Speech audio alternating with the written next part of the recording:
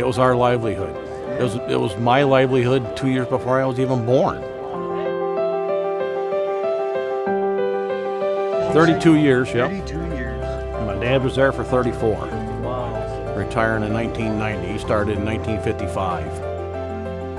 Well, I worked on the Checker line the first 5 years I was there.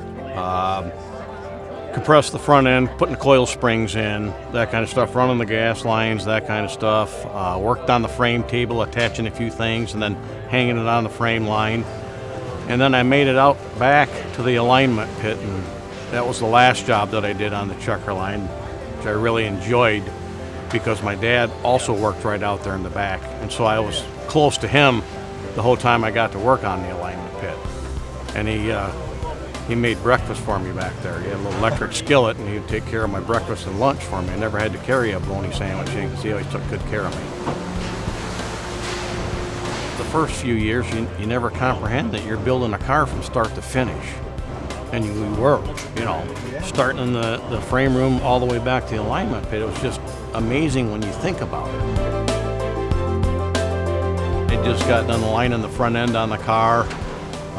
If you look behind the picture, look behind the car, there's no other cars on the line to show that it's the last one. And the guy just happened to walk by and say, "Is that the last one?" I said, "Yeah." He said, "Well, stand there, I want to take your picture."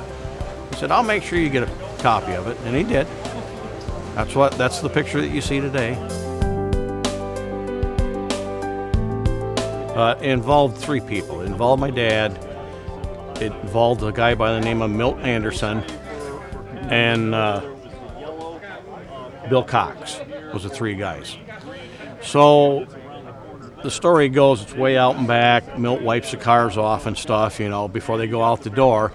Well, Bill was hiding in the trunk, and he opened the trunk, and Bill jumped out and scared Milt.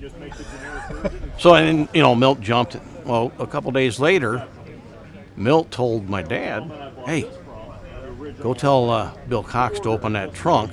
I'm going to hide in it. Scare him."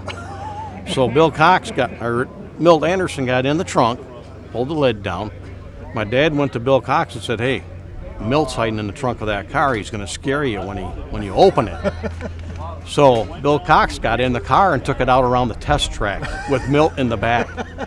Over the shakedown, the railroad ties, over the shakedown. He said he got back and he opened that trunk and he said Milt's eyes were this big around.